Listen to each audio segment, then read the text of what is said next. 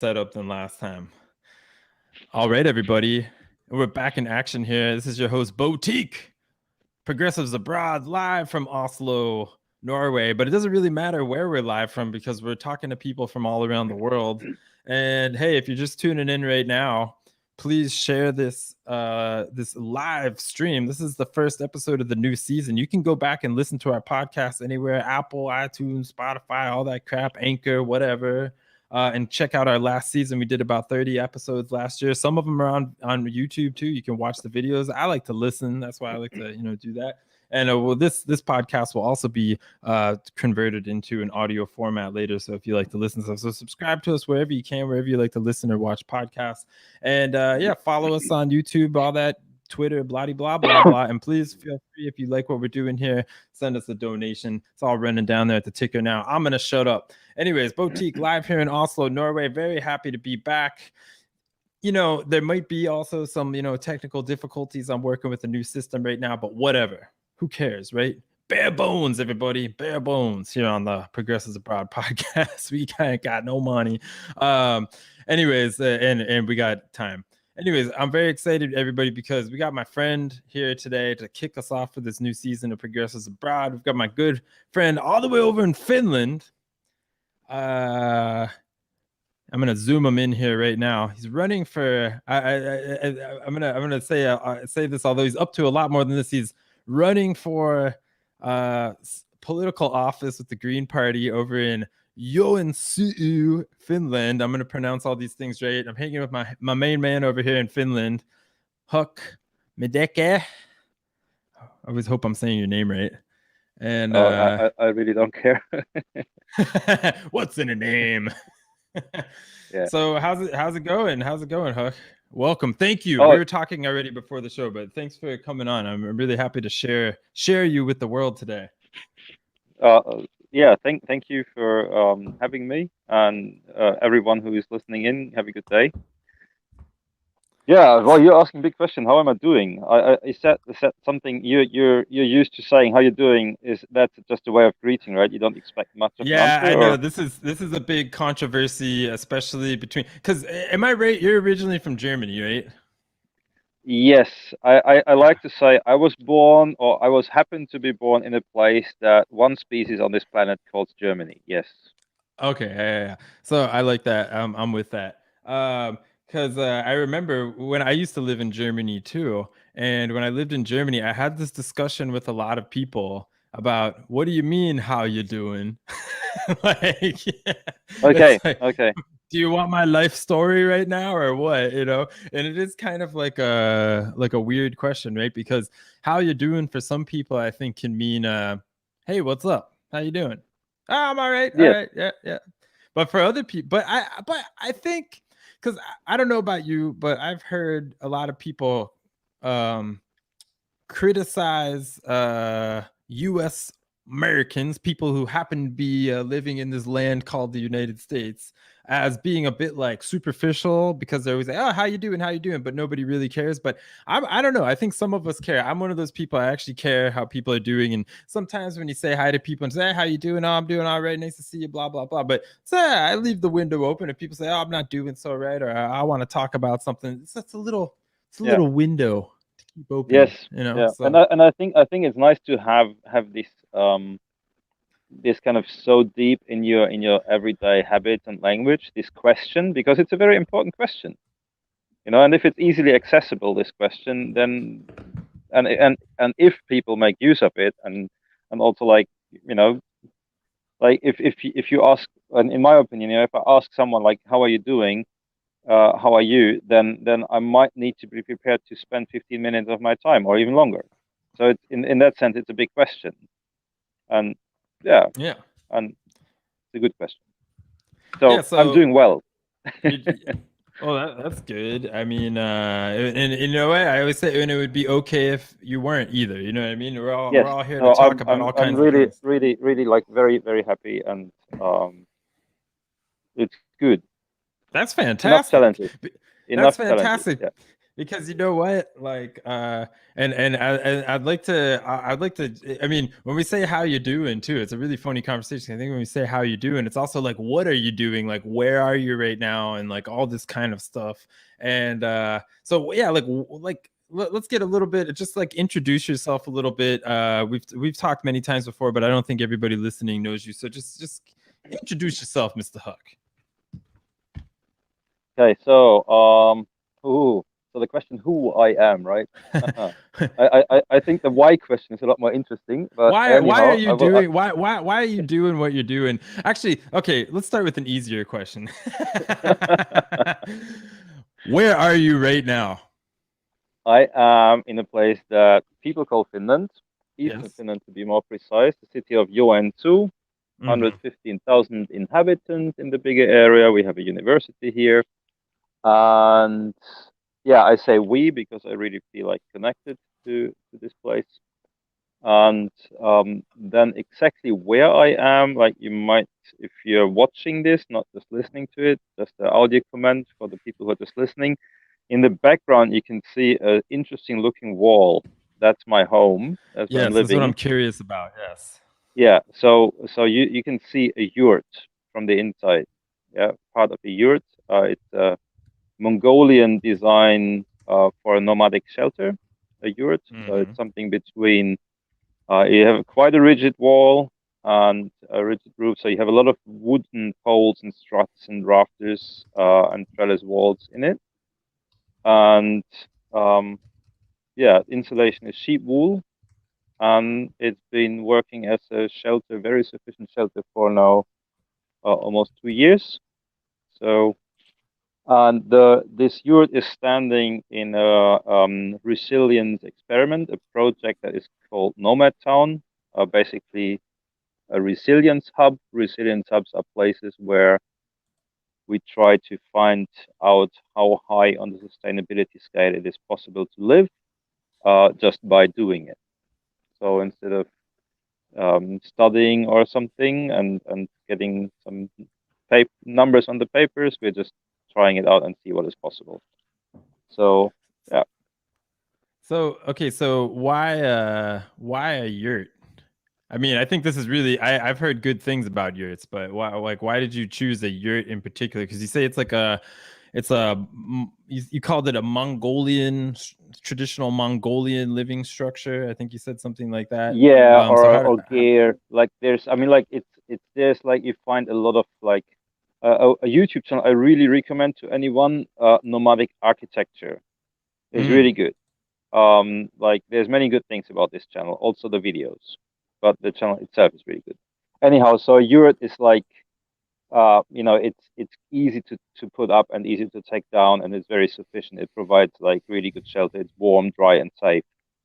Um, and why a yurt for me? Because well, I needed something that was fast available, and I had some hmm money available. Interesting money from coal mining, actually, partly. interesting. And yeah, my father was a coal miner, so I some of the money, like I got some money, had some money back from my parents, and used that some of it for buying the yurt. So yeah, there's some bloody dirty money in here. um, but Dinosaur I think it was bones. good. Yeah, it was put to good use. So I think so. Anyhow, so the yeah, I needed something that was quickly available for me, and I know a yurt maker in Finland. Greetings, Stevie, if you're listening. So, and What's up, I Stevie? also needed something that can work on a location which I rent. So Okay. when you rent a location, and when you want to be open to move to another location when like this kind of opportunity arises, then having a movable shelter like a yurt is really good. It's not a good long-term permanent shelter for Finland if you are not nomadic. So if you stay in one place, then like it's a lot better to build an earthship or like or something along those lines, turf cabins using natural materials and recycled materials. There's like a lot can be done with those. And like how long does it take to build a yurt? to build a yurt or to assemble a yurt once you have the pieces? Okay, yeah, that's a good question too. Yeah, I mean, I guess okay, I gotta if I'm somebody that wants to build my own yurt, like how long would it take me about? Like, I mean, what kind of materials do we need here? It looks fairly simple. Yeah, well, I think I guess it depends a lot on the size that you want, on the installation that you want. Do you want to have a platform where it's on, or do you put it directly on the ground? There's some I've seen, also like how skilled are you, how many people there are. I'm sure you can build a yurt from scratch in a day if you have a good crew and materials Mm. nearby. Um, like yeah, it really depends. I mean, you can have it really fast and bad and expensive, and slow, and all kinds of like variations are there possible. So it's not really easy to answer this question. Once you have the yurt, with 3 people to assemble the yurt takes about 3 hours. Oh, really? Wow, that's amazing. Yeah, And and then of and course and you have about all this like moving in, like furniture packing. That's just a normal apartment. But just like the shell, the yurt itself, you can put it up and down in about 3 hours. and I mean, if you don't mind me asking, like, do you have any idea about like on average how much it costs to build like such a yurt like yours? If somebody's Well, interested in this. I can tell you the price that I paid for it. Okay. So this is a 5.5 meter diameter yurt, which is sufficient for 3 people. We just tested this, like it's 25 square meters, and we have been living in here with 3 people, which is really working. And just to give you an idea, because you might compare it to apartment prices somehow in your mind. And Mm, also, like, it's off grid, so we don't pay to the bank for it. We don't pay for water. We don't pay for electricity. Like everything here is off grid, right? So, and yeah. and heating comes from CO2 neutral land wood on the land. So, like, it's in that sense, like a lot of costs that you might think somewhere in the back of your mind, they are not existing. Yeah. Um, and then the yurt itself is like I have chosen to have double insulation, and it's like really like this is a custom order. I mean, you can build a yurt completely for free if you just have the time and for it. So if you choose to buy a professionally made yurt like this, you can um, think about something like 10,000 euro. I don't know what that is in other currencies. I don't know what is the Hmm. reference currency these days. So about $10,000. You know. Okay, yeah, but you can go much cheaper, or you can. There's this triangle. Like you can have high quality, low price, but then you need time. You can have fast and high quality, but then you need money. So there's these three Yeah. three components: money, like cheap, fast, and high quality, and you can always only have two of those. All right. And this is like and so and you sleep because you live in Finland and it gets very cold in there in the wintertime, but I guess this is it's from Mongolia, right? So I mean, I guess it stays warm in the wintertime. Yeah, there is a little bit of a difference to the Mongolian yurt, is that the yurt here needs to have a slightly steeper roof because Mongolia is pretty dry, and here we have a lot of rain and snow, also heavy snow, and so the roof needs to be a bit steeper. That means that the overall inside space is a bit bigger than in the Mongolian yurt, Mhm. and you have like heat, kind of getting trapped under the roof.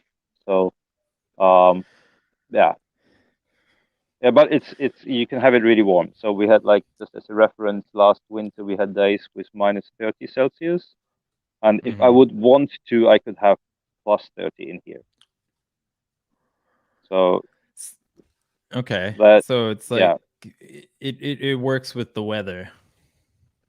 well, yeah, I mean, like it really depends how much I heat. I personally like 12 degrees Celsius inside, but you can have it warmer.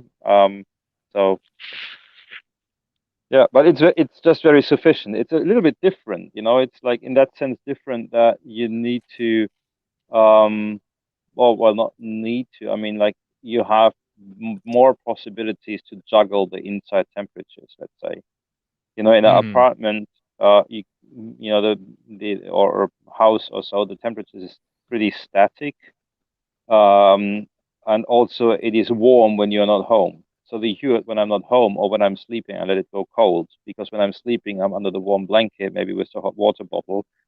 Then I have the insulation close to my body, and I just heat it with calories and the hot water bottle. And I don't need to have the whole space heated. So I can like have this luxury to say, yeah, no, I only heat this space that is close to my body, or when I'm not home, now I don't heat the space at all. So in that sense, it's also very energy efficient because it's not wasting energy. Mm. So I'm just curious.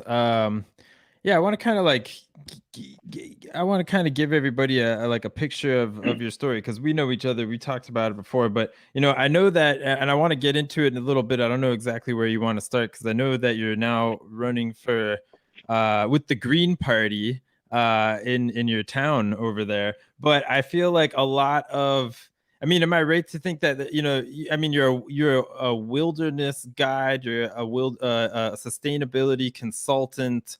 You have this resilience hub outside of it, kind of on the outskirts of your town. Can you explain a little bit of all of this, and like maybe how this led to you coming into the position of running with the Green Party? You kind Right. of, yeah. Yes. Yes. That's And in a also, way it's what position, what office are you running for? just city council. Okay. Yeah. So Yeah. there's like something 50 something people there, Hmm. and so I making myself available to be one of those. Interesting. Yeah. So, like, how and what would your job, like, if you did win this race on the city council? What would kind of the we can get into it a bit more later, but what would be your general job? What would you kind of be working on with the city? I think there's a so that's that's a very interesting question, because I think there's like two angles to this. It's like kind of what is the standard, what is kind of expected, and then the other question is like how would you do that? Because personally, I do not believe in that political system. Mm. Like I don't believe in the sufficiency in the capability that the political system that we have in the moment can facilitate sufficiently fast change, Hmm. Yeah, it's a and bit of not a sufficiently it's big kind of a change. paradox, right? It's a bit of a paradox, Yes. because I'm gonna guess that you're kind of like me, in the way where we need to get out, kind of like do more like out. I'm very big proponent of this like idea of like out system activism. You know what I mean? Like we have to like start figuring out ways we can work within the system to only a certain extent, but really what we're trying to do is like get outside of that system. I don't know if Yeah, that's what you think about that. I'm very, very happy that there's a lot of stuff happening already and has been happening, for a long time, that is kind of beyond politics.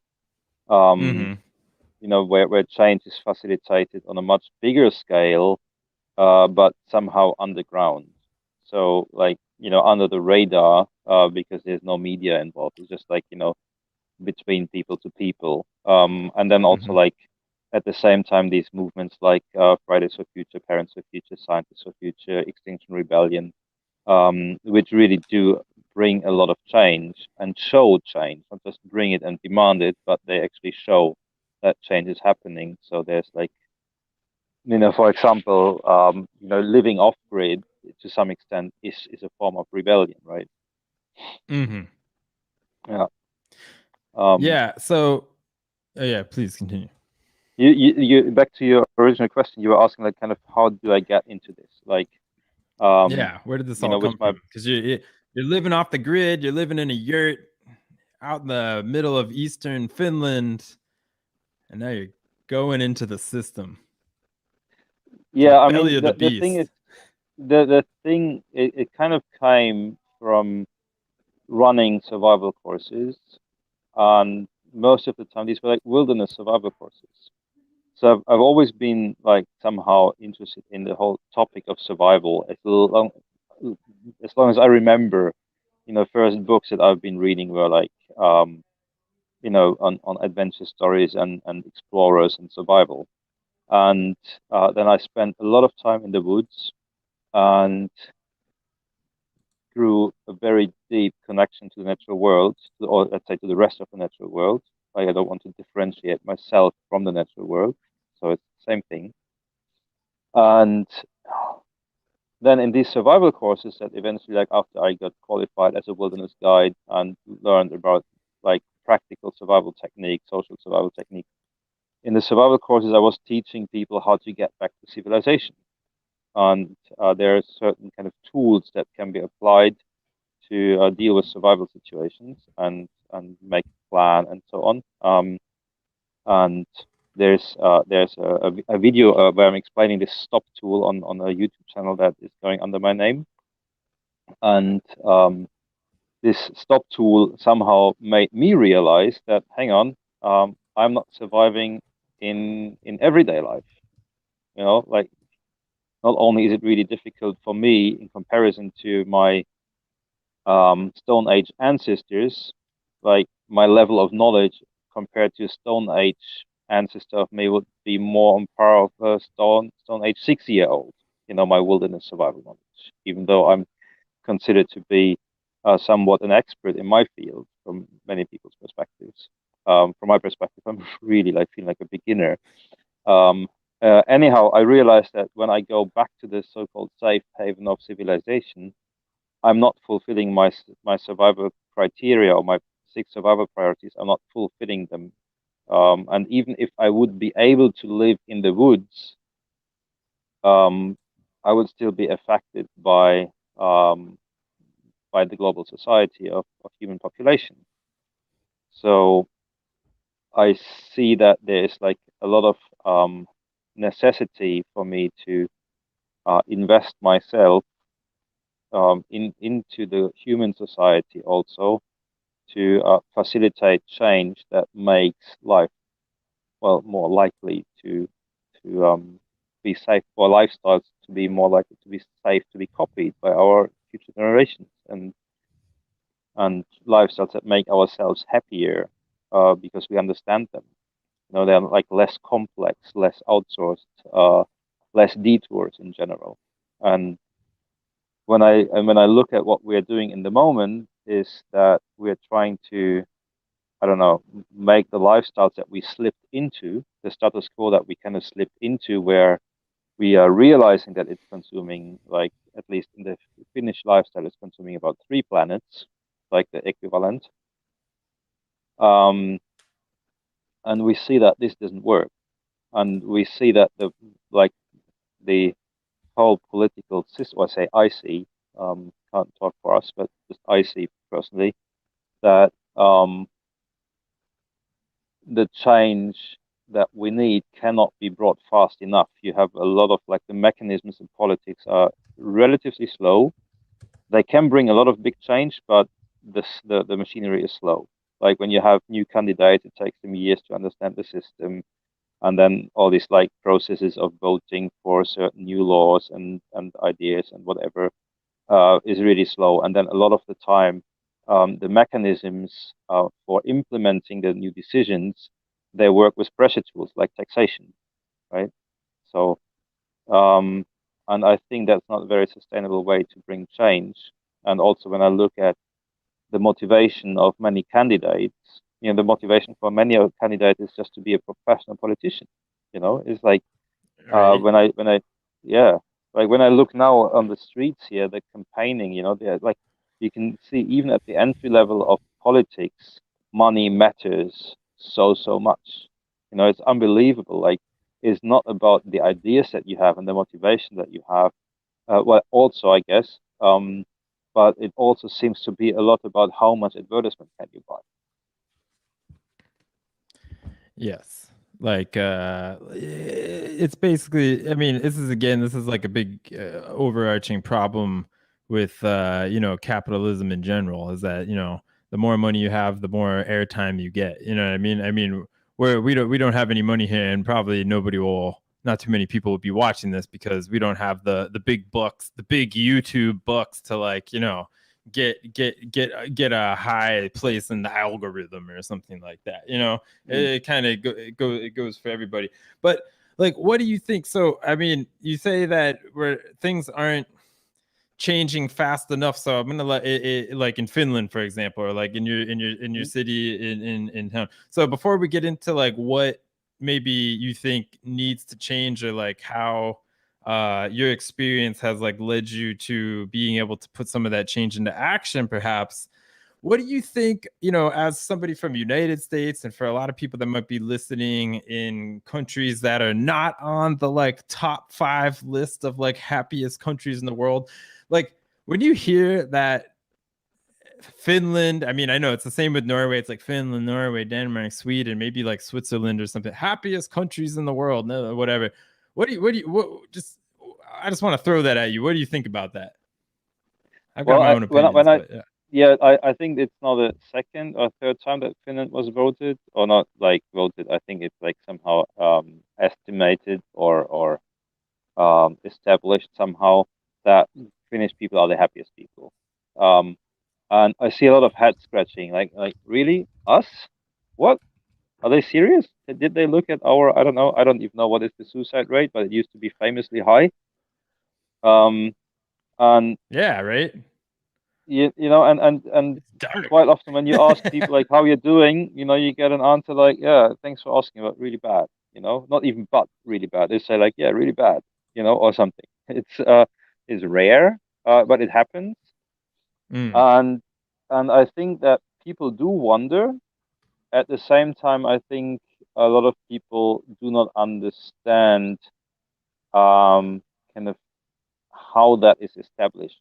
This you know, it's not like how happy do you feel on a scale 1 to 10, right? It's like factors about like, you know, the feeling of safety, for example.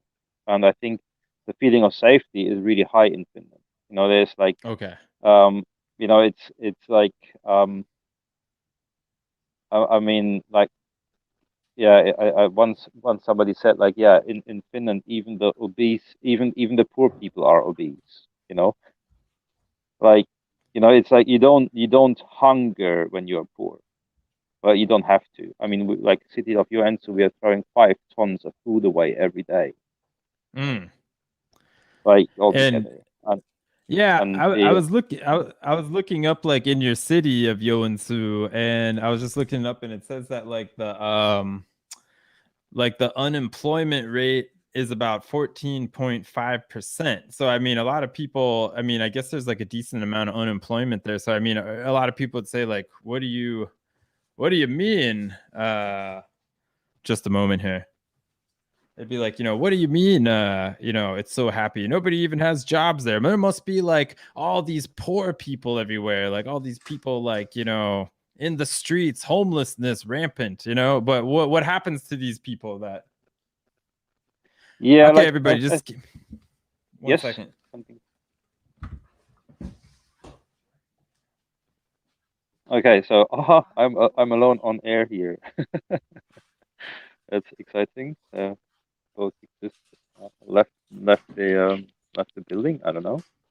So there you are back I'm again. back. And Yeah. I used the time and put some advertisement on. No, I Oh didn't. yeah, please do. Yeah, tell us your Yeah, advertisements. Advertise yeah, away. yeah. So Okay, where so were we? this we were looking at the happiness, and there is this thing like, for example, I'm officially unemployed. Like I'm working Yeah. 100 something percent. Like I don't, you know, I don't recall, you know, calling myself like having free time, for example. Like, you know, it's like when you are activist, you're working full time, you know, 24/7 Right. basically. People, a lot of people So don't understand that. yeah, and I mean it's like really so important. And when we, you know, invent machines that do the same work that a worker does in a day, you know, does that work in 2 hours, and we let that machine not run 8 hours but 24 hours, then we should be like just also not surprised that it means that not everybody has to work for money. And also we have a lot of like situations where we have organizations, you know, who only work because of volunteer work. So there's a lot of like associations, organizations, just engaging with the neighborhoods, visiting the neighbor, like the old lady who is living there alone. This is like investing yourself or ourselves, and that's like, yeah, I don't know if it's considered volunteer work or if it's just called being reasonable. It's just something that we really really need, and if we have capacities for this, that because not everybody has a job, and I mean like a lot of these jobs that we're doing, they're just so useless in the first place. Like, Mm-hmm. I think it's just so ironic to say like, yeah, I'm so happy I found a job in the spoon factory. We already have more spoons than people on this planet. Like, there's no need to produce more spoons, right? And still, we would be Yeah. like, happy to Joensuu, city of Joensuu would be happy if I would say like, hey, I want to build a spoon factory. Do you have some land for Mm-hmm. me? Oh yes. How many people will you employ? 30 people. Oh great. Yes, build your spoon factory here. Now this is where we are in the Mm-hmm. moment, and the shift we need is like, hang on, we don't need more spoons. Mm-hmm. Yeah, I mean, you touched on so many things right there that I would like to delve into. I mean, for example, like just in general, the simple fact that we are obsessed with working. You know what I mean? Like we are, and if you don't have a job, like I mean, we like the human race is basically obsessed with working. If you don't have a job, I mean you, a lot of the time you walk around feeling kind of bad about it or something like that. You feel like, oh God, I need to go get a job. But you're like, actually, wait, like money is this thing that the governments are just printing and tell us that we need to have in exchange for resources. You know what I mean? These resources, which are pretty much either mined by the big business and produced, or they're mined by our governments or something like that. And I mean, a lot of the resources we need, they all exist already. So I mean, Oh yes. we're talking more, we're getting more into the idea of like a resource-based economy right now, where you basically just you know we have all the mental and resources to create a spaceship, and we have all the physical resources to get the parts to make a spaceship. Yeah, You know but what I we mean? don't Like, have the necessity really, I think. oh no, no, we don't. I mean, we could. Yeah, yeah. That's a really extreme example. Like for example, we have the Yeah. resources to build a shelter, and we have the physical and mental knowledge, mental knowledge, the physical resources, at the time, and the natural resources to build the shelter. Everybody could have a shelter. Yeah. Nobody needs to go without a shelter. Oh, and we have, Um, the shelters are already there. We don't need to build any new shelters. Like in Finland, we are living on 42 square meters floor space per person. I mean, that's mhm. insane. Like, I'm often thinking, if we had like a more understandable crisis, like let's say bombs would be falling and every second house would be bomb proof, we would live in every second house, Mm. and Yeah. just move together and share the space. And right now we are like still building new shelters, like really wasting time, energy, resources for something that is not need to have, and thus also not kind of permitted by the standards of the natural world. Yeah. And we've just the problem is I think we've just I mean, this is like old tired beaten horse at this point, as we say, but the problem is that just we've commodified all of these resources. You know what I mean? And meanwhile, like in Joensuu, where you live, for example, I mean, you seem like you have a pretty high unemployment rate, So I mean, what is it like? How does society feel about that? I mean, is there, like, I mean, I mean, if that's correct, I'm just going off Wikipedia right now. I don't know. Does that sound Mm. accurate that there's a 14.5% unemployment rate in It Joensuu? could be, and at the same time, like, it might be surprising when you look at the size of Finland. We have five Mm-hmm. point something million inhabitants, maybe soon six, with about Mm-hmm. a third of those living in the metropolitan area of Helsinki. You can imagine, Mm-hmm. like, the country is like really relatively sparsely populated. It's quite a Mm-hmm. big country. We have like huge road networks, and like there's a lot of work going on all over Finland. There's like, when you think of the demographics, how many people of this population are even in the working age, right? Mm. And then there's all kinds of jobs that need to be kind of covered with these few people, like from ambassadors and embassy staff all over the world to road maintenance, manufacturer, services, all the sectors. Like you wonder how is it possible that I'm wondering like how can we run this country with so few people, and then on top of that, how is it possible that we even have unemployment and that we import labor for picking berries from Thailand? We have Thai berry pickers coming here to pick blueberries for us. Mm-hmm. Yeah, where's all How this is that? stuff coming from? It doesn't make much sense. Yeah, where's all this? Like your question originally was like, where does this fixation to work lead us or come from? What is it with it? I think that's just part of the old story, and I really like to talk about the old story and the new story. And the new story is really like that's already there. It's like the reality. Like we have a lot of understanding that these like misconceptions of some capitalistic ideas that flawed our democracies, or do flaw our democracies, that's kind of the old story. We know better. We know better. We know that we cannot live on two planets, right? So we have the knowledge, and it's slowly seeping in. Like you have, if you take, let's say the board of our, a car manufacturer, the CEOs and whatever they are. Like if you talk to them, by the fire one by one, they would all agree, like, yeah, we should stop producing cars. It doesn't make sense, right? But if you talk to Volkswagen, whoever is Volkswagen, right? Like there's, Yeah.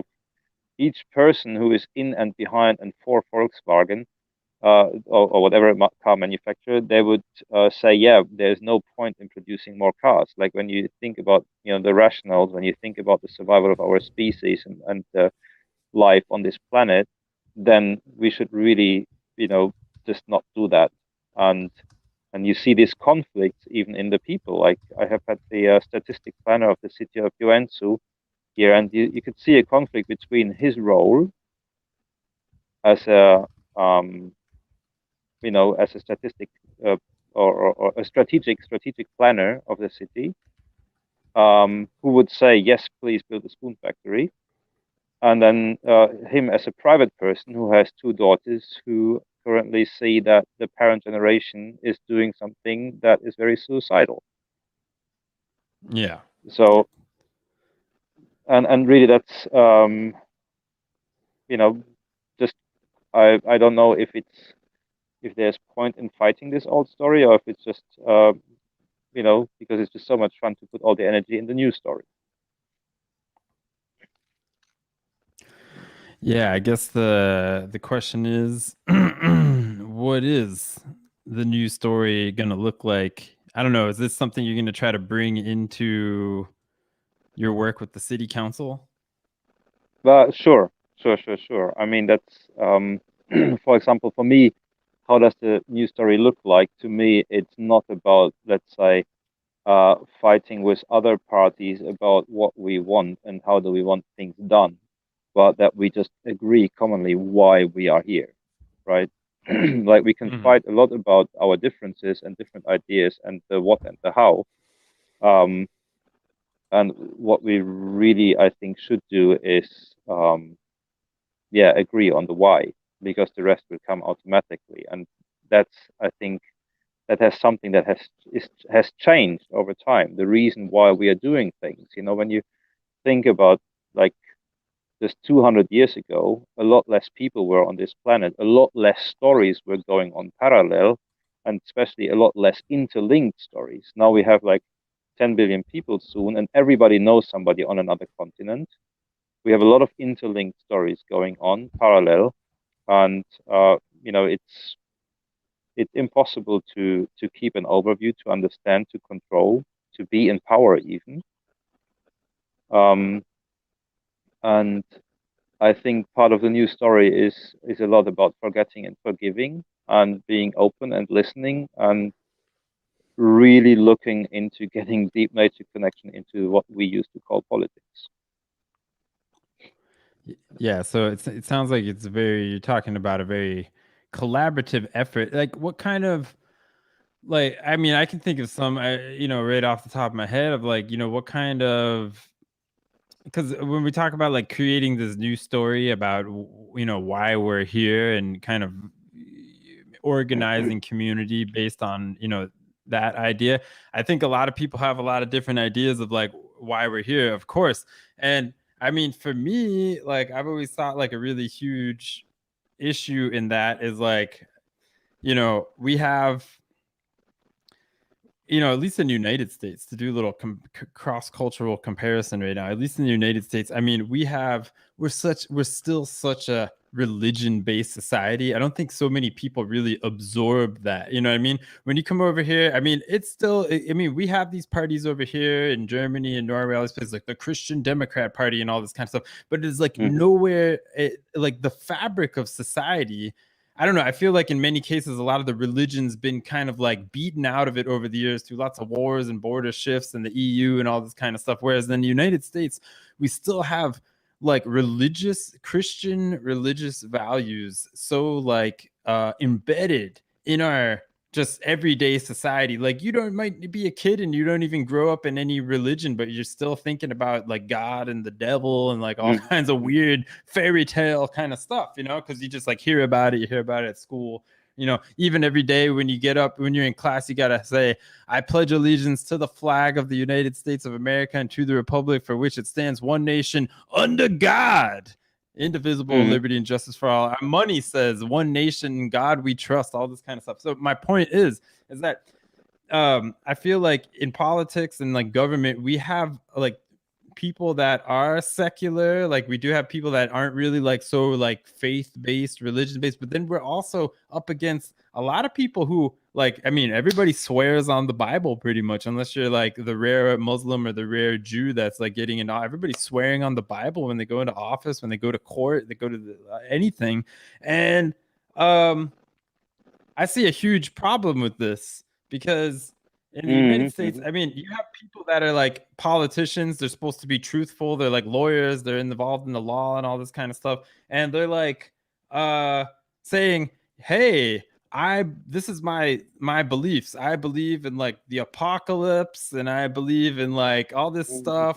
Like, it's gonna come down from heaven and yada yada yada. And I believe that the way that this story ends, like especially if you're one of these people, most of them following the Bible and stuff like that, they believe that the world is going to end in apocalypse. Now, if you're a politician and you're supposed to be telling the truth about everything, either you don't believe that and you're just a fucking liar, or I mean, that's the end game. You know what I mean? Like, we're like being led, our country is being led by people that are steering a ship towards apocalypse. And with the state of the climate, with the state of consumption, like all this stuff, like God made the earth for like man to like reap what it sows and all this kind of stuff.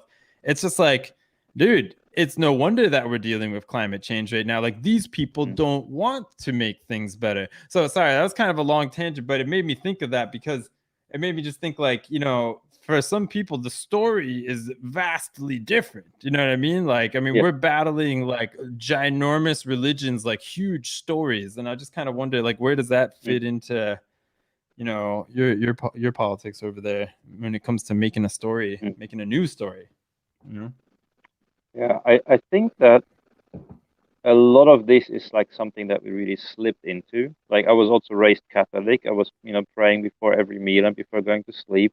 And even without my parents, even when I was alone, going to bed, I was like, praying. And there was a lot of good that came from that. Actually, there was also like this, I always knew God knows everything. Whatever I do, I might, tell not someone, but like, there's no point in hiding something from God. So that made me like the next day go and apologize to someone. Guilt is a huge thing in the Catholic Christian religion. So like, it really, I think, is a good guidance on ethics. So the values themselves, I wouldn't condemn, because it's like when you think about, let's say, how ants make decisions, right? Ants can decide to move the whole pile by 6 meters, which is like something we should like maybe look at and wonder, like, how do ants do this? How do they make these decisions? Like very complex stuff for the good of the society.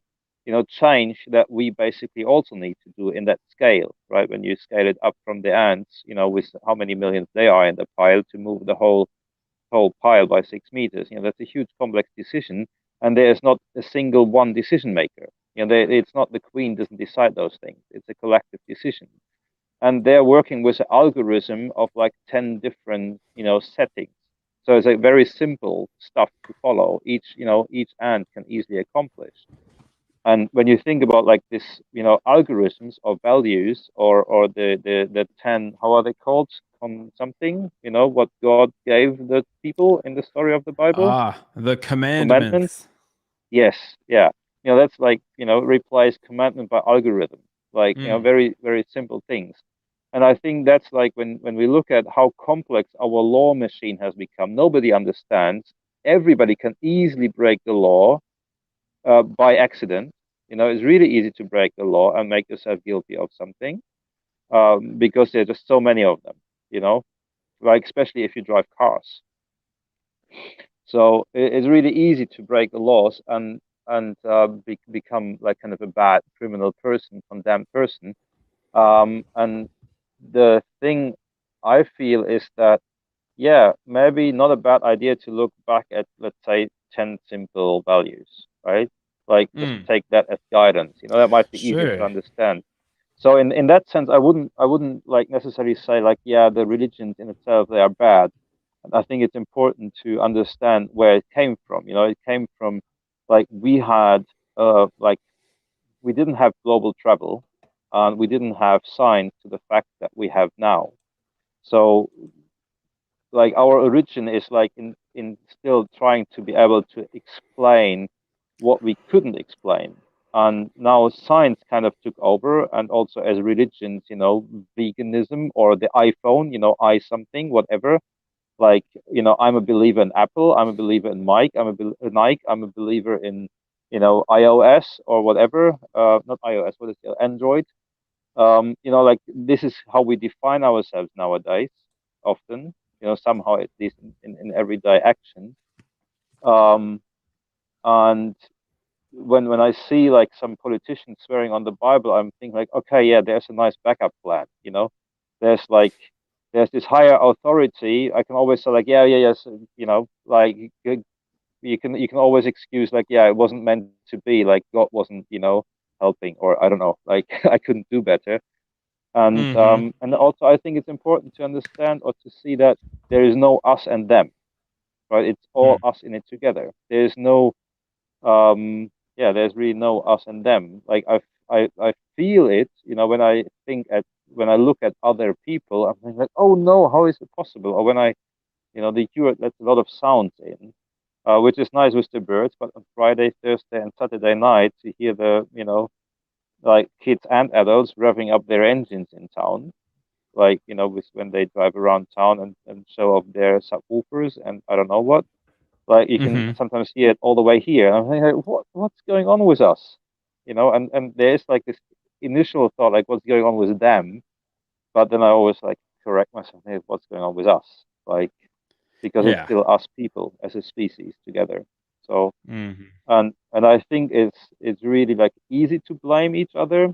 At the same time, I think it's not a very sustainable approach. Yeah. I just wonder, like, yeah, why? Yeah, I mean, it is strange that it's strange and it's not, right? Because I mean, I like to think, I love the term,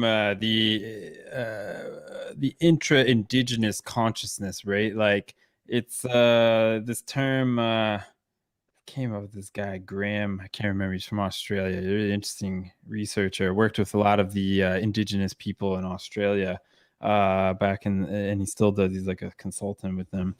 Came with this idea of the intra-indigenous consciousness, which is basically like the model of like our body as a machine, which has these like natural things that it's supposed to do.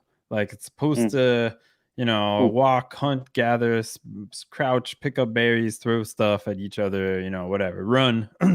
But over time, through the agricultural revolution and industrial revolution and to where we are today, we still have these bodies, but they are not being used a lot of the time they're as a natural machine. It's like you take a car that's supposed to be driving down a road and you throw it, in a bucket of balls in the jacuzzi tub or something like that. It's not going to work properly. So the point is that we are nowadays kind of arguably maybe someone like you who's like, living off the grid and living off the land a lot more is a bit more in touch with this intra-indigenous consciousness. But we contact this consciousness all the time through our activities. Some people do it through sports. Some people just do it through walking in the woods. Some people do it through drugs and cigarettes or whatever. You know what I mean? Like kind of like activating that energy that we need to release kind of like in our bodies.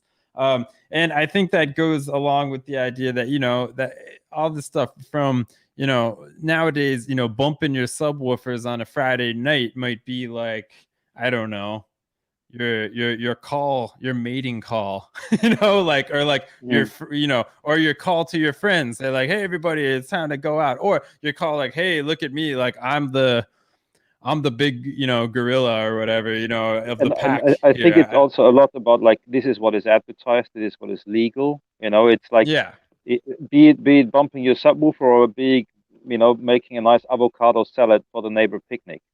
Like the avocado bought in Finland, certainly not part of the solution. Still, it's legal and advertised. Yeah, exactly. So it's like And I mean, very subtle things in everyday life that really matter also. yeah, well, it's like I think the main point is like a lot of time we just don't know what we're doing. We are confused. Like Which I has would been almost said say in the like Bible. we're like well, that's the Bible and like these religious texts. It's like an explanation. It's people trying to explain what's happening. You know what I mean? Like, Yes. and it is actually kind of funny now that you wrap it around back to that, because when you think about it, it's like maybe it wasn't that the apocalypse should happen. I mean, but maybe it's that like the apocalypse will happen. Because even back then when they were writing this book, they could see, oh boy, this is not going to end well. Like, I would like to think about this, well, you know what I mean, apocalypse. Like, it's a beautiful word. And I think isn't there a Finnish band called Apocalyptica? I think they're making heavy metal with strings, like just string instruments. Anyhow, when you think about this cycle of life, right? You're born, you have childhood, adulthood, you become an elder, you become an ancestor. Like we are thinking a lot about what happens after life, right? Well, the question what was before life, we're not asking ourselves very much, which might be a bit more, might feel slightly easier to answer because it's in the past, in our experience at least. In some religions, there is no, you can be reborn in the past. There are like all kinds of concepts. So and this apocalypse is something that is like very deep in the Christian religions. And of course, like we know that our life is ending at some point. Like we know about death, so we can easily scale it up to society also and see, what I don't know, what is apocalypse? Is it at the end of our species? Is it a horror scenario?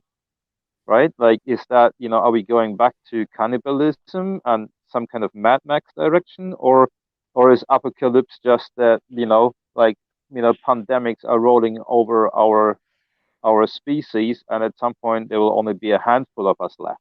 It's and is that a bad thing? I think that's the other question, because we have a fixation of becoming old. When you ask people like what you want to be when you're old, that's not an uncommon question. At the same time, like, what's the point? Like, why do we need to think? Like, it's like I wonder, like, when we still had to carry our elder people around, right? When our nomadic ancestors, would need to carry the elders around, at some point the elders themselves would see like, yeah, I've given you all my wisdom, all my knowledge. You carrying me around is endangering you. Just leave me Mm. behind, you know. Mm. And now we think we can afford intensive care unit beds and very complex energy resource intense health systems like here in Finland. It's insane, and we don't want to, like military and health system. These are the things where we do not like to think about climate change and environmental impact, because they're just Mm. like considered as given necessities. And at least for me personally, like I don't think they're given necessities. Like also money is not a given necessity. A job is not a given Mm. necessity. So where was I going with this? I don't know. You had a question coming. Well, but no, I mean that's interesting. We were talking about kind of the. It sounds like we're kind of talking a bit about. We started with the apocalypse, but then also this idea of like, what does that really mean? And I mean, but kind of just picking up what you just said. So so you're saying these things like money is not a necessity, which I agree with. I mean, nothing is really a necessity. I mean, to survive, like you're a survival expert. You know what I mean? We could say, at least in the studies of survival. So I mean, what is really necessity then? I mean, I agree. I've had a lot of people. I think we even talked about this. I had a lot of people, talking a lot of people about coronavirus, and people like, oh well, we should lock down. We got locked down. I was a big, personally, I was like a big supporter of like, yeah, we should like lay low, and like I want to see people survive. You know what I mean? But some other, Mm. like I've talked to some other people that are just like survival of the fittest, man. Like see what happens. You know what I mean? And I thought, okay, survival of the fittest. All right. So how's that going to work? Like, how does that work in other parts of life? You know what I mean? That Yeah, was my yeah. question. Like, how does that work? Like, why do we even have hospitals? You know what I mean? Like, why do Mm. we have like we say Finland is one of the happiest countries in the world because they also have or Norway or these countries because they also have all these universal healthcare systems and stuff like that. But Mm-hmm. why does that make people happy? Because Because you have apparently, less to worry. That's it's like maybe the term should be more like the most worry-free people in the world, like not yeah, the I think, or happiest, like, but worry-free. Because there's a yeah, lot where we feel, where our experience, not our reality, where our experience is, we do not need to worry. Unfortunately, that's not the reality, and that's really dangerous. That we really think everything is fine, where in reality it's not fine. And yeah, I think that's something that a lot of people also understand here when they ask, like, what we considered happy. Um, and to me, the whole thing, the question why is still standing in the room. Like, what is our motivator of doing things? What is our motivator of, for example, saying, yeah, we need a lockdown, or saying, no, we need to let nature's mechanisms deal with us. hmm yeah. Just let's let this thing run its course. Maybe it eventually kills off, 1/3 of the population, and it's sad, and but that's what the world needs right now. That's what the Earth probably needs. That argument can be made. Oh yes, Uh, and it sounds like very cruel and cold, and also like we all have elderly relatives, and we don't want to say yes, who was the virus taking first, like hmm right the people who in a very cold rational way in many sense, when you think about like how what is the life of our elderly citizens looking like, like it used to be being there 24/7 for the grandkids. It was there like being really included in the society, and now we have care homes for the elderly where they are not included in the society anymore. And there's like yeah, a question of like where a lot of people feel like, what's my purpose here? Like, and why do they reanimate me? There's like a lot of people who wonder like, why the fuck do you still reanimate me? Like, I'm 97. If I get a lung infection, that's a good thing, I guess. and Yeah. and then you're still reanimated.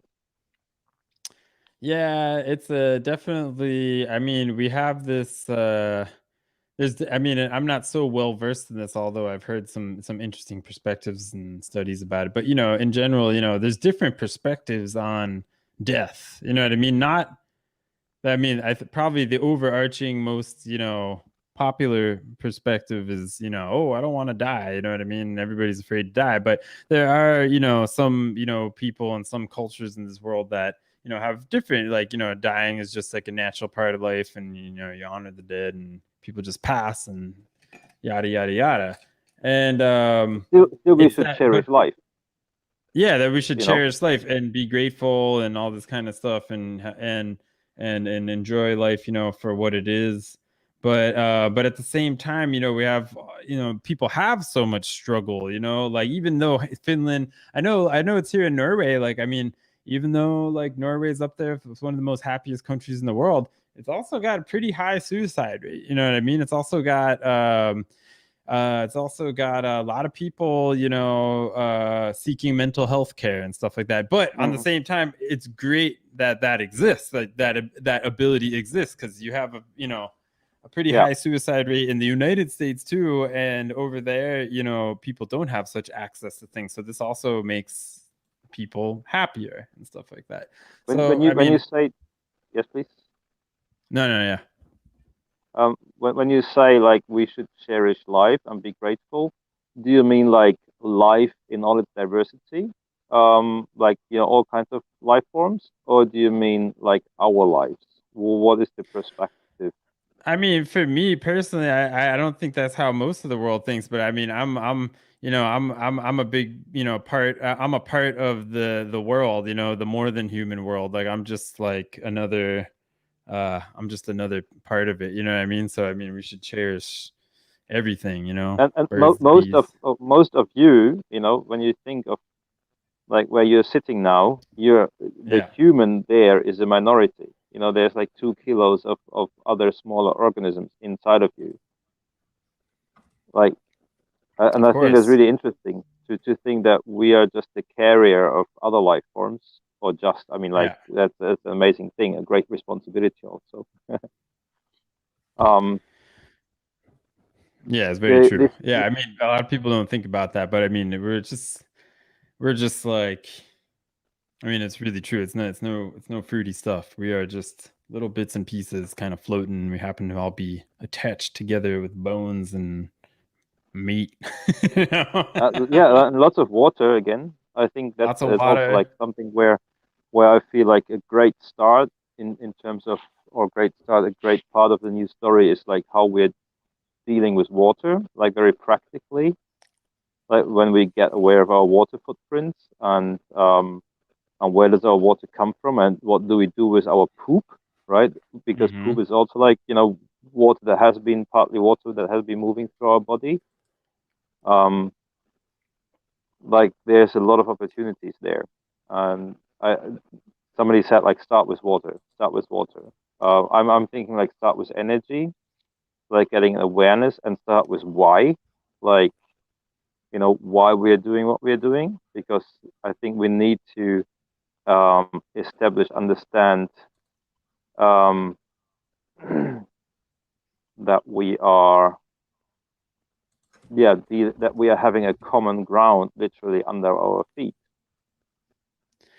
Oh yeah, I mean, I think that goes without saying. Maybe we're already talking beyond that, because I think we're both on the same page when it comes to that. But I mean, it is still mind blowing, absolutely mind blowing, that so many people are still so disconnected from their environment, their place, and don't see themselves. I mean, this is why we have the problems that we do with the environment and people's like mental health and all this kind of stuff, is because we have these big global kind of existential crises going on, because people are so disconnected. We've been so disconnected. Our supply chain is 20 steps long, from source to the mouth.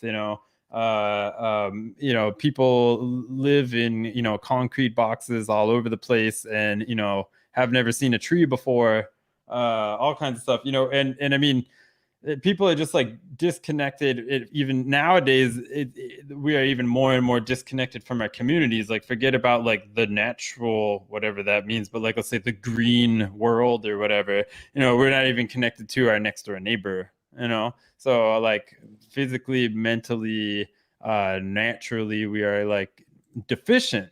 We are out of touch, and it's really a bummer, because this is, I think, when you have experience with things, you identify with them, and then you can relate, and you can sympathize, and you can empathize, and then you will realize that we are connected, and we don't want to destroy ourselves. Yeah, I somehow see what you mean. Especially this so-called nature deficit disorder. It's a very common thing. I just take a sip of water. Sure.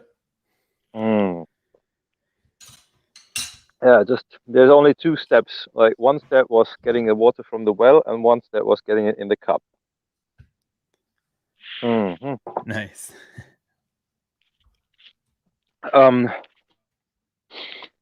Like, we are nature connected. That's something we cannot help. Like, even if we might want whether to, we like it or not. That's we what I are mean. born Like, nature connected. whether we realize it or not, it's just a lot of people don't realize it. Yes, and that's, in a way, that's the beauty, because it's always there. We don't need to build nature connection. We just need to understand and see it, and I don't know, cherish it, or invest ourselves in it to grow. Because, like, as for example, that in the neighborhood is living, or the next door neighbor, that there is this next door neighbor. The next door neighbor knows that you are there, so there is already like the first bit of connection. There's awareness of each other. You know that you're there, and you might have seen each other, and maybe when you're on the street, you give each other a nod, because you recognize, and you have a little bit of connection, and that is nature connection. And when you sit on the toilet and you feel like, oh, what a relief, oh, that was good, that was really urgent, that's also nature connection, because you feel Absolutely, yeah, something that your body is well, that you are feeling, that you are. And when you're nature calls. taking a deep breath, and you get water molecules that have been around the planet for ages, and have been in all kinds of life forms, and underwater, and in the clouds, and in the oceans, when you're just breathing in, and you get moisture from the air, that will become part of your body, part of it. Like, that is nature connection that cannot be helped. It is just there. It's just about being aware of it. And to me, that's also part of the common ground. Like, we are one species. We are part of the animal kingdom. That's something I would love to see change in politics, that we talk about humans and other animals, not humans and animals, for example. And that's a good way really to in put everyday language. Yeah. I agree. And also see that like, what was first, right? We have kind of, humans, money, nature. What was first? What must matter the most? And what matters the most in the end? Because even if we take money to matter the most in our world, nature will still matter more. Like, that's not for us to decide, right? Like, we can build, the fanciest house we can imagine with the most money we can imagine, because money is still, like, man-made story. Or that, if there's a big hurricane coming, it might take that house down, right? So there's no, and if like, to me, that's also the motivator of life, is like, when we see, we are asking, like, why is the pike in the lake, right? The question of why we can answer from 2 directions. We can answer from the direction, why are we, like, what is the reason why we exist, not in terms of purpose, but in terms of causes, right? The like, looking at, life around us just happened to be, the ecosystems just happened to be in a way that human life became possible, right?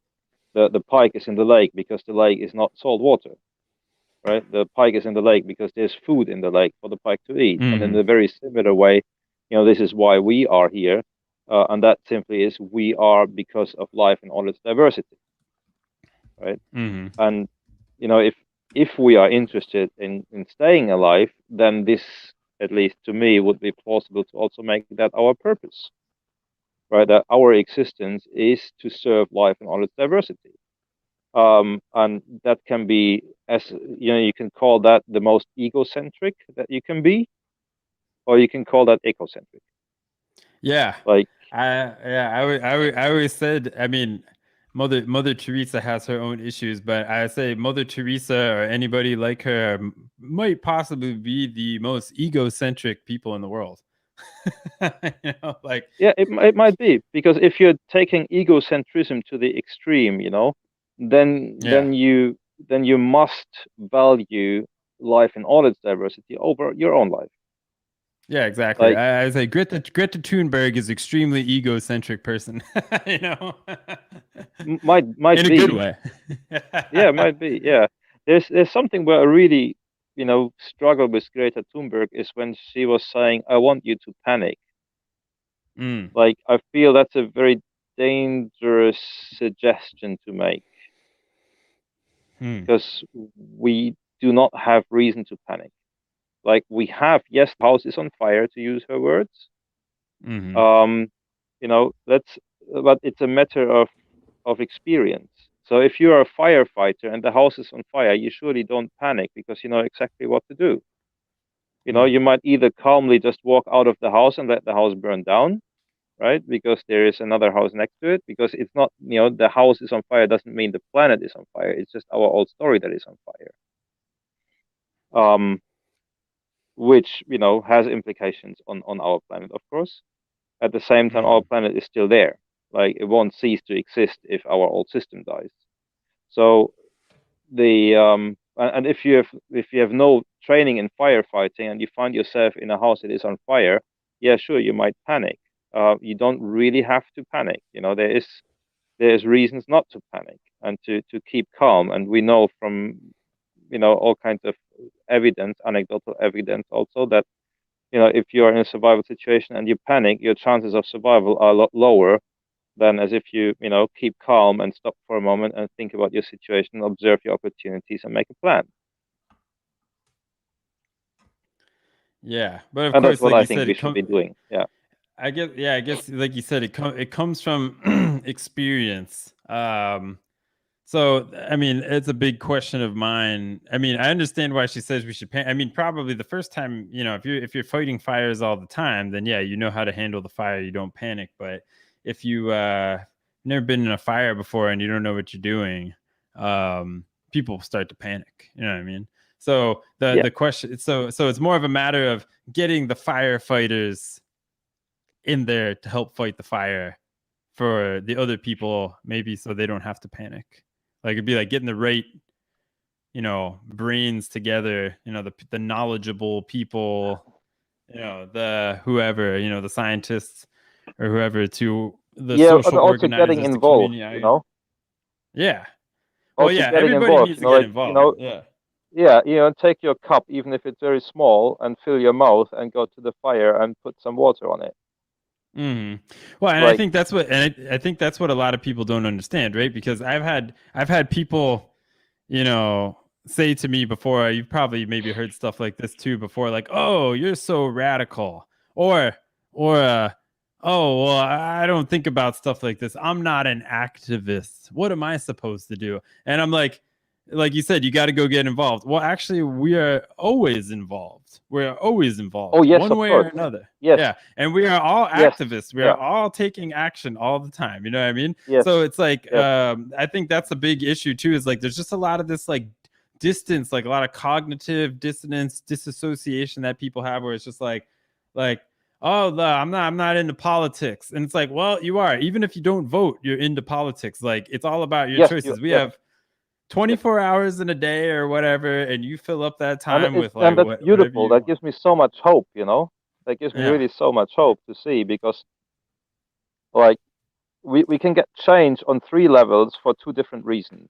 So we can get change like initiated from the politics, which can be quite big scale change, but it's usually slow. Then we can have change, on the private level, which can be really fast. It can be a split-second decision, but the impact might not feel big, even though, of course, the impact of many people is big, is like the biggest we can get. And that's really how ants also make decisions. It's just every single ant matters, and that's how we matter. And that gives me just so much hope. The third level is like somewhere between the politics and the private people, is the like business and organizations, and they can change relatively fast, or with those we can change relatively fast with relative big impact, because a lot of our legislation is built around that companies can make fast decisions. The reasons to change, that's however the part where I feel we have the biggest struggle, because like if our change is motivated from thinking if we don't change then this and this bad will happen, right? Kind of the fear factor. That's a bad motivator. That's something that is easy to procrastinate. And that's especially easy to procrastinate if you spend more times online or inside than outdoors and don't see climate change with your own eyes. When you don't see biodiversity loss with your own eyes, if you don't feel and experience it, which is really easy. We don't need science for this. We just need to be more in reality. And that is outside, because this is where most of life happens. And so this motivator of fear is something that I find very dangerous, because a lot of our communication, when you look into the news, it's a lot about those. Like, we will get more floods and catastrophic winters and droughts and more severe storms if we don't change. These kind of communications we have. What we have very little is to say, hey, living off grid is much easier. Not easier than I thought. Yes, it's much easier than I thought, but it's also easier than the lifestyle that I had before. And it's also more understandable, and it's more connected, and it's automatically more outside. It's a lot more fun. Like, these kind of positive communications we do not have so much. Also, there is less money involved. So when you think about the power of, let's say, car companies to advertise, components of the old story for lack of not better knowledge, but lack of better possibilities.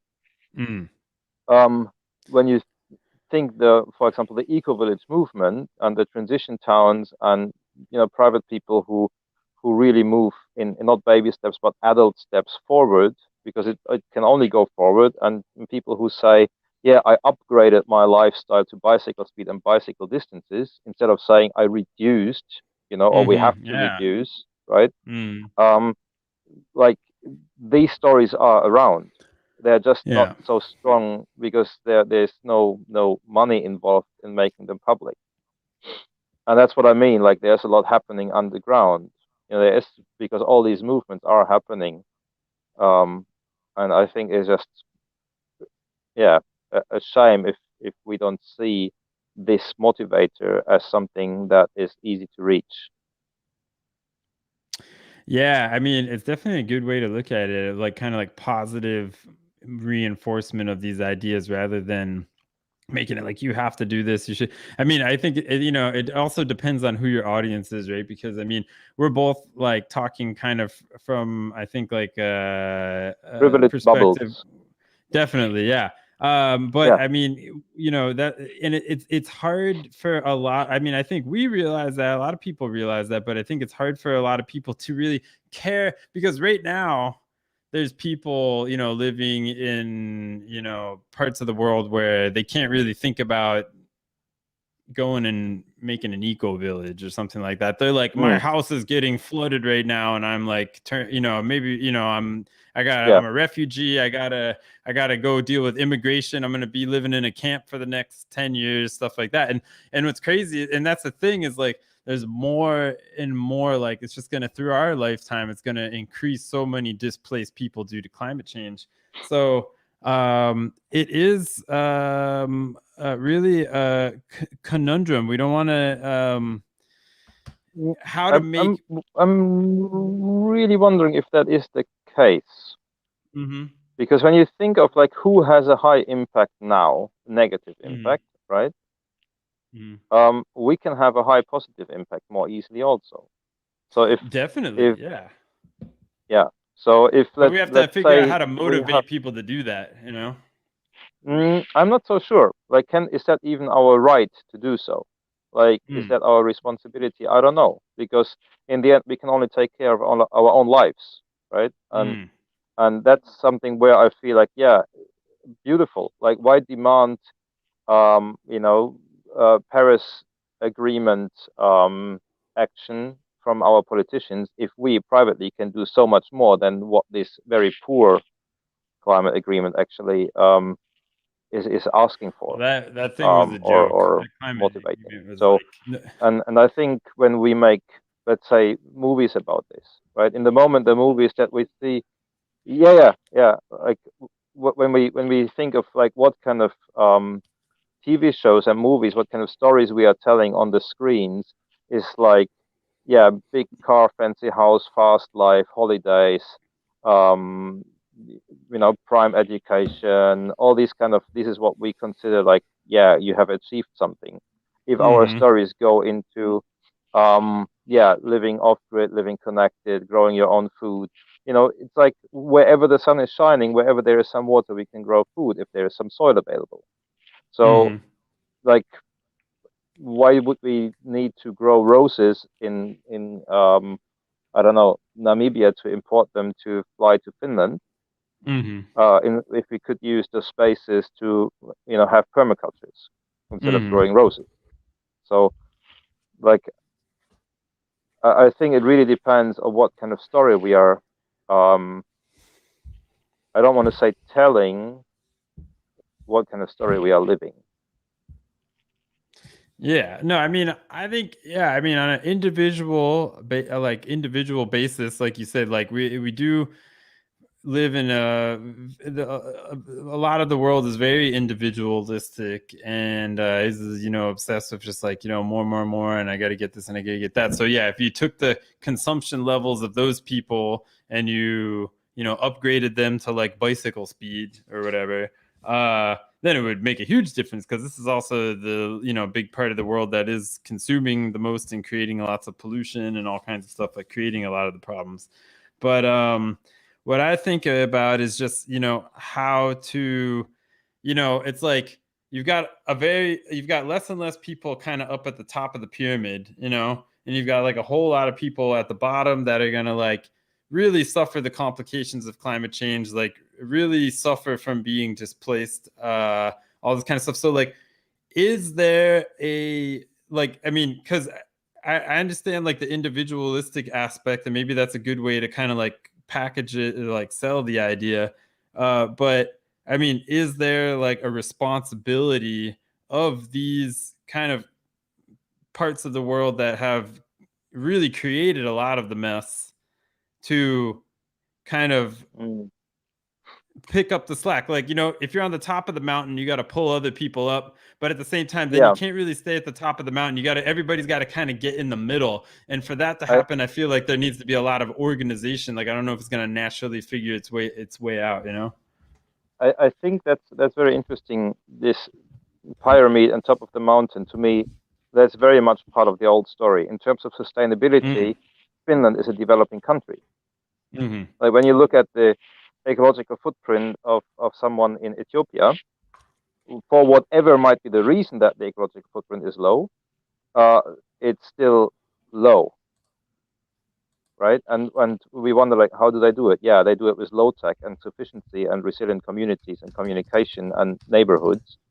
And so in that sense, Finland is a developing country.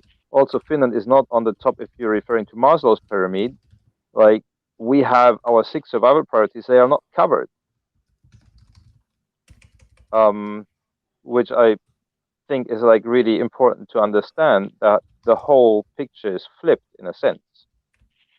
And when it comes to responsibility, like the situation that we are having right now, there was some years ago, there was this airplane co-pilot, I think it was in German Wings or something, and he committed suicide with the whole aeroplane full of passengers. That's right. Yeah. So, and we were thinking like, what an arsehole thing to do. At the same time, this is exactly what we are doing in the moment. We have like 200 species or so disappearing from our planet forever, because of our lifestyles, partly, mostly, to a huge extent, through to our lifestyles. And these are species that our lives might depend on, probably depend on. I mean, like without mosquitoes, human life wouldn't be possible here in the subarctic. So like we are really like interdependent, and so the only responsibility we really have is for our own life. So we need to decide: do I want to be part of, life, or do I want to be part of the suicide? And that's the only decision or responsibility that we can really take. Because if we are taking responsibility for others, yes, our actions are responsible for what happens elsewhere. If we eat meat here in Norway or Finland, um, and feed it with whatever, we are having impact on if the rainforest in Brazil is burning or not.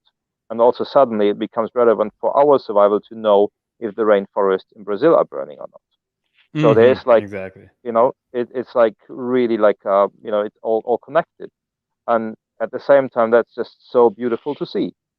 Because, if we are changing our diet, which is very easy, if we are changing our living habits, which is very easy, if we are upgrading to higher level or highest possible levels of sustainability as fast as we can personally possibly do, then we are having huge impact on like water scarcity elsewhere, for example. So, to me, like this question of responsibility, yes, we are responsible. Our actions are interlinked with reactions elsewhere, and will always be, and also into the future. Like this moment right now, it will change the future forever, right? So, and that's this moment of us talking now, and then again this moment of you there on the other side of the screen or earbuds listening to this. So, so yes, there is a huge responsibility. Still, we would never be able to understand it and wrap our head around the size of this responsibility. And I think the easiest thing is to just think about our own lives and just, make us more on the survival than on the suicide side of things.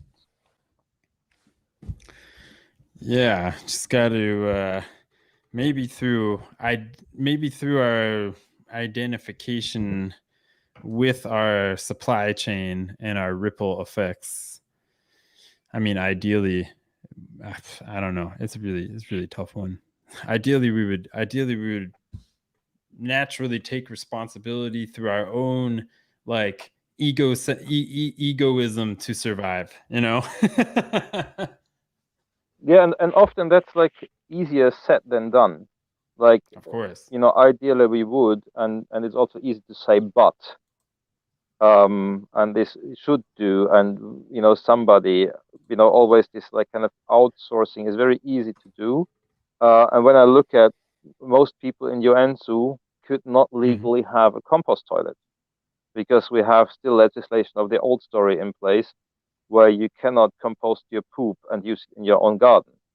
And these are from times where we didn't have that advanced knowledge about composting systems. Now we have really good composting system. The human manure system, it theoretically could work in an apartment building, right?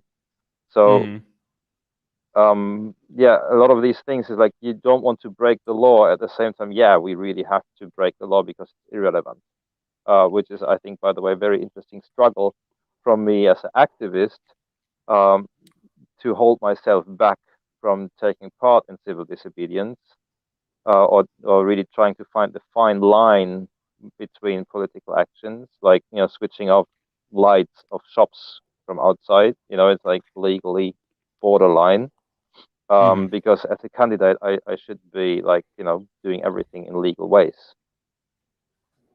Yeah, exactly. And yeah, let's wrap it back into your candidacy for a moment, because I think we gotta wrap it up soon. But I wanted to talk a little bit more about that. We've gotten very deep into our philosophies about the environment and society, and I think that's very valuable for people to listen to if they're going to be voting for you. If any of them are listening to this. But we do have actually also, I noticed we had a question from an audience member. So maybe we can take that because it relates to your Oh, wonderful. it relates to your what you're saying there. So this is a bit of a curveball. We're at the political debate right now. Okay, Huck, what do you say about this? So got a question from Viking Biking and Viking Hiking over here in Oslo, actually. And it says, good stuff so far. Middeke is not only an environmentalist, but also a business owner like me. I guess they were looking you up. I'm wondering how this background as a small business owner can influence your policies. So I guess they're referring to your Nordic by nature uh, tour company and like survival skills education company that you have. So any response to that? So like how can you Yeah, show the question basically again? is wondering how your background like as working as like a tour operator and like an educator in Yes. your Nordic by nature company, how can that influence your policies? So maybe tell us a little bit about how that's structured and how it might influence your Okay, policies so as a legislator. first of all, like Nordic by Nature is just a name and a web domain. So Okay. I'm working as a freelancer for a work cooperative. So it's not Okay. a registered business. It's just an access, a contact point, and I'm working through this cooperative. So the taxes and salary is paid to me through the cooperative if I have customers. Um, as a side note, I do everything between 2 hours and 2 weeks. I love doing tailor-made stuff. And then I have some programs that are like kind of off the shelf. So the thing, for example, like, well, it was in the question. By the way, thank you for the question, for writing this question. I really But that's appreciate getting to that. I will. I'll just stop you real quick. I'll definitely drop the link for Huck's info in below if you want to contact him for his amazing tour and course skills. And I was going to say, that's already an interesting insight into perhaps some of your politics because you do work for this work with this co-op and work as a freelancer. So would that have some like kind of influence over how you might want to organize like a Yeah, like in government? Yeah. and like this idea of like owner of a company, I do not believe that it's possible to own anything, right? We are born naked, just as a side note. Mm-hmm. And like not like this concept of ownership is a very human agreement, not very dominant in the rest of the natural world. Mm-hmm. So yeah, like for me, it's something that, for example, tourism, I really struggle to see ways to make tourism sustainable unless it is Mm. really in the area. So when we think about any kind of transportation, including bicycles, like how to make that sustainable, right? Even though a bicycle might be more energy efficient than walking, for more like for the same amount of invested, let's say calories, for because it's quite a like understood concept, we get more mileage, more kilometers when we are using a bicycle than when we are walking. At the same time, of course, we need to invest energy and resources to build and run the bicycle factory. So, in that sense, probably bicycle is not sustainable, right? On the other hand, bicycle has a much better weight per freight ratio. So when you look at Mm-hmm. how heavy is the bicycle and how heavy is the freight, right? The freight, me as a human sitting on the bike, I'm much heavier than the bike itself, which, when you look at the car, we can easily see that that's an insane idea, even if the car is fuller than 1.2 people, which is the average in Finland. So it's really, really hard because usually tourists are transported somehow, right? So, and especially when people come flying or come long distance from, that's something where like North Korea or Eastern Finland, we're just discovering the Chinese as a market target group for tourism. I think that's not a very clever idea, and I'm really grateful for the pandemic to slow down some thoughts in this direction. And Mm-hmm. personally, I'm not reaching out. By the way, the web page I've last updated a year ago or something. So it's like best to call for up to date. I should do some editing there. So we for can the put your hotline up on the screen if you want to give the public your number. um, so so it's really really hard to justify these operations. And with Nordic by nature, I've always been since the beginning been interested in a win-win-win setup, not just win me the customer and win me the win for the operator and Yeah. win for the customer, but win for the natural world and local community. And that's really the hardest thing to do. Very often you have to think like, yes, is that an investment? So most of these programs that I'm offering, I'm thinking like, yeah, participants or customers, they can get something out of this that will be life changing for them. So I see it as an investment. So if I have customers coming and taking part in a course, like first of all, I try to do everything with public transport and bicycles, the local transportation. I'm trying to target locals or people that Mhm. are in the area anyway. So we have exchange students, we have also travel groups that come to Finland anyway, kind of anyway, and then like I'm offering to them for their kind of special day side activity or so. Um, and then I'm traveling to their location so that less people have to travel. Mm. Usually that's what I do. And yeah, so and then of course we use minimal impact philosophy, like this leave no trace philosophies. We're not like in my products, like usually the gear that I'm using is a lot of second-hand stuff, like military surplus, for example, because it's robust and made for the purpose and blends in well and relatively cheap. So like sleeping bags and stuff that customers can use and shelters. We use wood for cooking whenever like there is the forest fire season when we cannot use wood, but then usually you can use the sun or also alcohol like ethanol based fuels, which are regrowing also, but that's more like a backup. So yeah, I'm trying to do everything fossil free and without making rubbish and using local foods from like a local organic food co-op. And um, I also like, of course, we use wild foods. Like whenever it's possible with the activity, I'm also like asking if it's okay to use dumpstered food, which is, by the way, Uh-huh. illegal to source in Finland. Are Yeah. you gonna maybe as a politician, is this something you could work on? Oh, the dumpstered food. Legalizing dumpster diving. Yeah. Yeah, well, eliminating the need for dumpster diving. That would be is more my approach because Oh, why yeah. throw something in the bin in the first place if it's just a matter of logistics to, you know, make it available before it's thrown into a potentially contaminated container.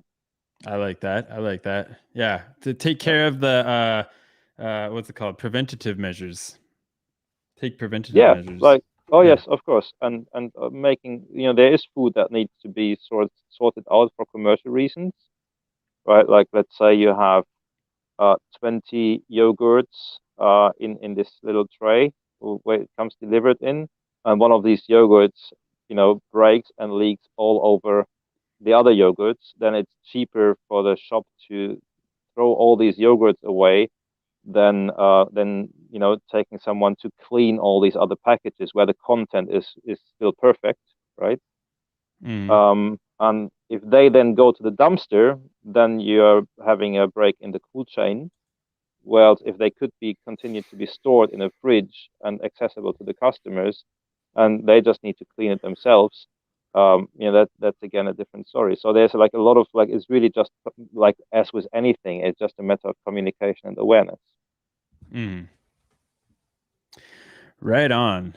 Huck, I think we have I think we're gonna wrap it up in a few minutes, but I think we have your I don't know if you already have an election campaign slogan, but I think I have one for you. It should be win win win. Everybody wins, you know? Oh yeah, yeah. I'm by the way, like I'm really feeling very critical about this whole idea of being elected to make decisions for others. Mm. Um, I think ideally everybody would be candidate and vote themselves. That would be in my ideal world, you know. But I mean, on a positive like kind of like outlook on this. I think it's very good to be critical about that.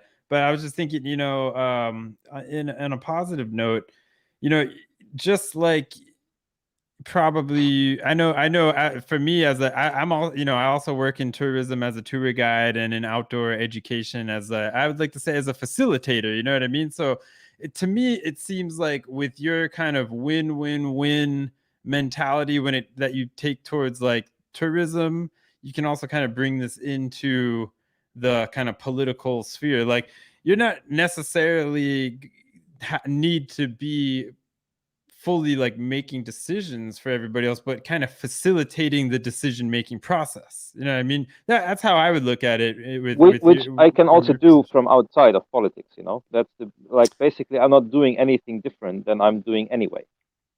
So to me, that's Yeah, like also how you should, kind of profile yourself or establish yourself as a politician is like you're doing stuff anyway. So if yeah, you're voted or not, to me it doesn't change anything. Like, well, probably it will change a lot if I would get voted.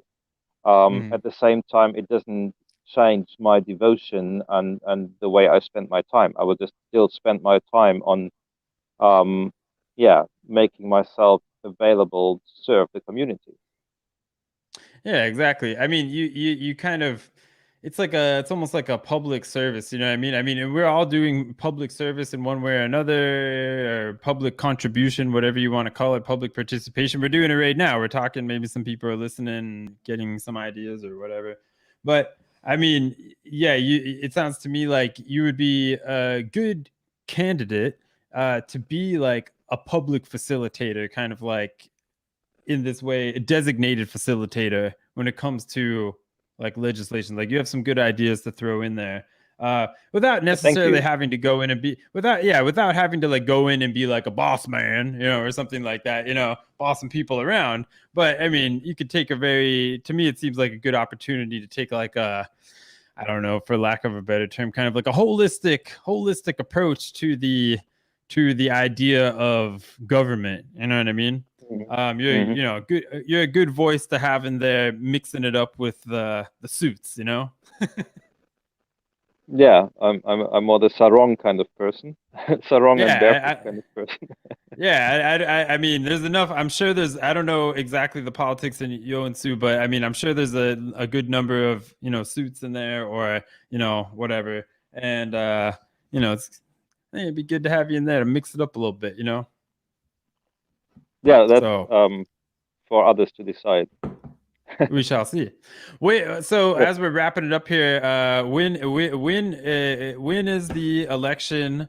Of course, I guess you can only vote if you live in that region, but when is the election, and how can people help support what you're trying to do, or what you're trying to contribute, or whatever you do, and where can people find you if they want to get in contact with you? Okay, so the elections are on the 13th of June, Sunday, Mm-hmm. and it's also possible to take part in the pre-elections, like if you're like occupied on the 13th. So and that's going on until the 8th. So you can already vote now. Uh, Mm-hmm. and I think that's yeah, and it's for everyone who is like adult over the age of 18 with a postal address in the Joensuu area, Mm-hmm. which includes a lot of exchange students who are probably not in Joensuu anymore on the 13th. So if you're listening to this, um, please take part in the community, even though you might be leaving from here. You still have possibility to make a political change. Um, and what was the other question? Oh yes, how to support.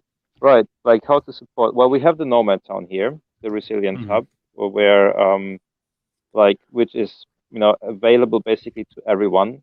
So it's a project where we explore high-level sustainable solutions, scalability of high-level sustainability solutions. Also, a lot of DIY, a lot of low tech, and that's also something that I think the best thing you can do to support and to me that's not support me but support life in all its diversity, is consider looking into these like possibilities and solutions that you have available in your area, copy paste solutions that work elsewhere.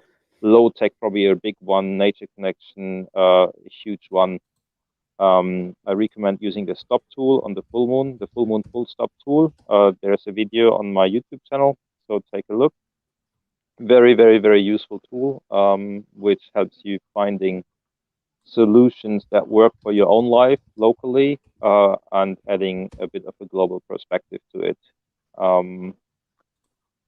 And I think that's probably, yeah, the most that I can imagine that we can do. And please just ask questions. I'm always interested in questions. Also, like kind of people's personal top 3 questions, like kind of the top 3 questions that people carry around with them, that you carry around with you.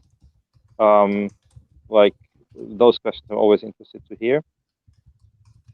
And if you have some wisdom to share or so, yeah, and I can be contacted through nordicbynature.net or also through my YouTube channel, Huck Middeke. And then there's also uturntime.org, as you and me, are turning the wheel of time, uturntime.org. That's another place where the full moon full stop tool is basically presented, which I should also edit this page at some point. So yeah, I can be contacted through those, and I think that's about it. Yeah, if you're in the area, drop by, have a visit. There's always like, please, if you come here and want to stay a night, please consider staying 2 nights. Stick around, help out, hang out in the yurt, do a full moon stop. Yeah, everybody. So, hey, Huck, thanks so much for coming by and sharing your time today. Thank you for having me. I think we're going to wrap it up for now, but I think you'll be back on again for sure, because we have endless things to talk about, I think, when it comes to these topics. And it's very interesting to get your perspectives. You get some pretty, some I've thought about and some I haven't thought about. So I love always like talking to people and expanding the knowledge. Hey everybody, don't forget to check out Huck on YouTube. It's Huck Middeke, same name, just type it in on YouTube, and I'll leave the link in the description. And also on the nordicbynature.net, hit up Huck if you're in the area, and if you're actually from the area, consider voting for Huck Middeke on the June 13th elections. So at least look at the candidates well that you're going to vote. Like, I'm not saying vote for me, but like, go vote. Vote for me. Yeah, go vote, make a good choice. And yeah, and also like if you think it's a good choice to subscribe and share this podcast, I think that's also very helpful.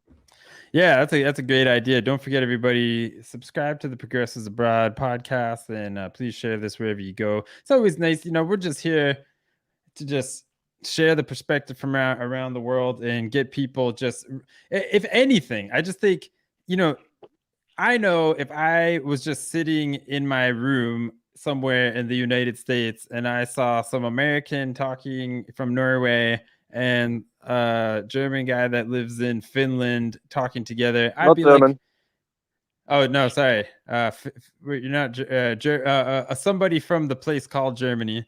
Thank you. I would be like, I mean, I think the whole point of all of this is just to show like, hey, there's people out here swirling around, you know what I mean? And we've all got all kinds of crazy ideas. So check it out. Well, I'm gonna shut down the stream now, and I think we'll still stay connected. So we can keep talking for a second. But thanks everybody for tuning in. And if you're watching this after the live stream, give us a like, give us a subscribe, hit the bell, all that crap. All right. Talk to you next time. Thank you. Bye-bye, everyone.